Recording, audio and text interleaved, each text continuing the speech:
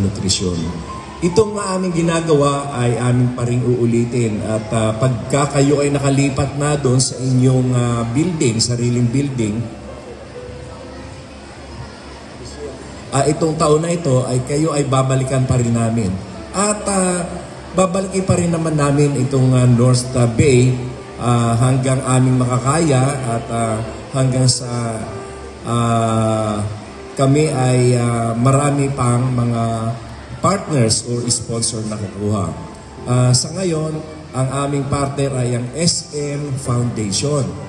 Itong mga nakikita ninyo sa inyong harapan na mga ipamimigay sa inyo ng mga nutritious items ay bigay ng SM Foundation. At yun naman mga Nutriban ay galing sa aking opisina at galing sa aming sariling pondo. Kaya sana ay ito ay makatulong sa inyong lahat. At ang isa pa naming ninanais ay ang mga kabataan ay lumaki na nagmamahal sa mga magulang, sa kapwa-tao, sa pamilya, at lalong-lalo na sa bayan.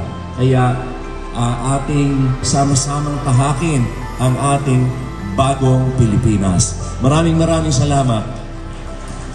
Ayan, so maraming salamat po Secretary Larry Gadon sa isang espesyal na mensahe. So tama nga po yung sinabi ni Secretary na edukasyon ang susi sa magandang kinabukasan. So kailangan magkaroon tayo ng malusog na pangangatawan para magkaroon na malusog na kaisipan. So muli maraming salamat po Secretary Larry Gadon. Para naman po sa ating next activity ay tinatawagan ko po ang ating mga piling mag-aaral para sa ceremonial turnover and photo op po ng ating mga... Secretary, pang-apat na eskwelahan na ito, pang-apat na lungsod sa Metro Manila. Kumusta po yung sita ninyo sa mga eskwelahan? Napakaganda ng reception at marami ang nagpapasabi sa akin na interesado rin silang makinig ayon at makisama dito sa aming mga ginagawa. And nagtatagal lamang kami kasi hindi kami tumatanggap ng pera. Ang gusto namin ay yung mga nutritious items na kanilang ibigay sa amin.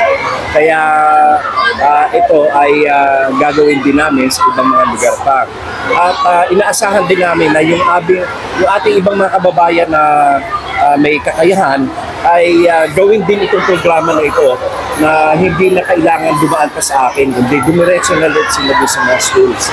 At nakakatuwa dahil na nakita mo naman ang reaksyon ng ating mga bata, eh talagang nakakatuwa, nakakataba ng puso.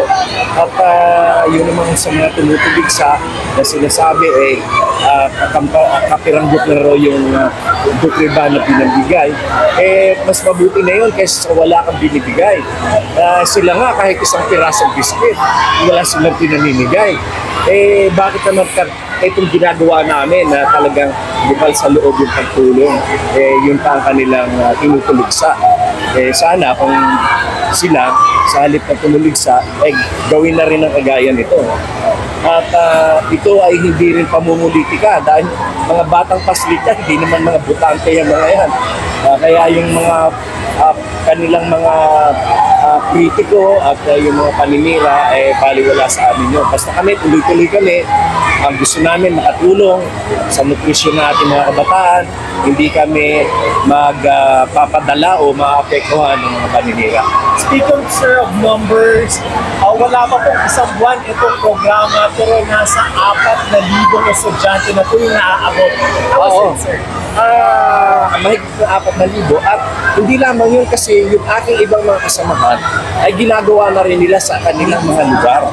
So, isang layunin nito ay makapagsilbi kaming halimbawa upang yung iba ay gawin din itong programa ito para mabuhay natin yung bayanihan o tulungan sama-sama nating pagtulong sa ating mga kababayan. So, panghuli na lang po yung message ninyo sa mga estudyante na itong eskwela na ito nag-excel naman pagdating sa sports. Oo nga, nakakatuwa at magagaling sila at talagang yung kanila, makikita mo sa kanila yung talagang interest nila sa pag-aral. Kasi syempre, busog din sila sa pangaral ng kanilang mga magulang na kailangan mag-aral sila ng gusto upang magkaroon sila ng mas magandang kinabukasan. Kaya mga kabataan, ang panawagan ko sa inyo ay inyong pagbutihin ang pag-aaral upang tayo ay maging kapatid na mamamayan at tayo ay sama-sama na patungo sa bagong Pilipinas. Okay, thanks, sir.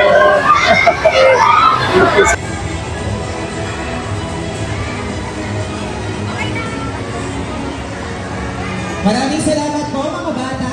So ngayon hindi rin natin palalagpasin ang pagkakataon na hindi makapagpa-picture ang ating mga guro mula sa NBDS. Tinatawagan ko po ang ating mga masisipag at mahuhusay na guro na pumunta po dito sa stage. Para makapagpa-picture naman po tayo kasama ng ating secretary. So, inaanyayahan ko din po ang ating mga SPTA na pumunta rin po dito sa gilid ko. Ating mga SPTA officers, punta na rin po dito.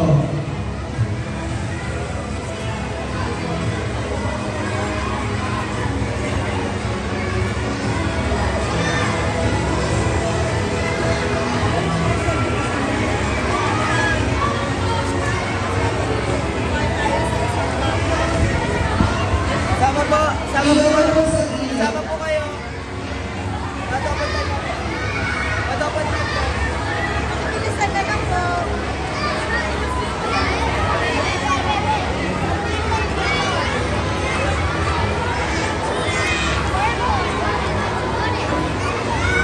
Okay, put it. Okay, pwede mo po yung picture sa harap ko. Okay, 1.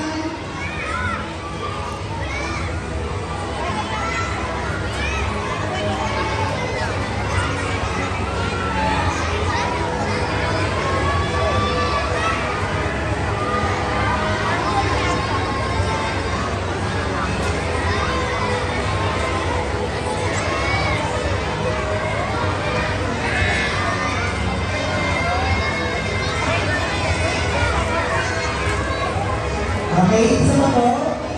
1, 2, 3, smile.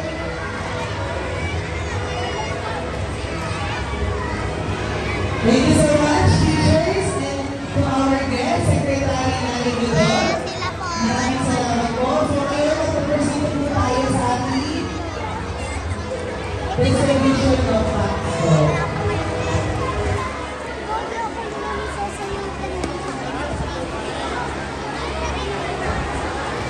Okay.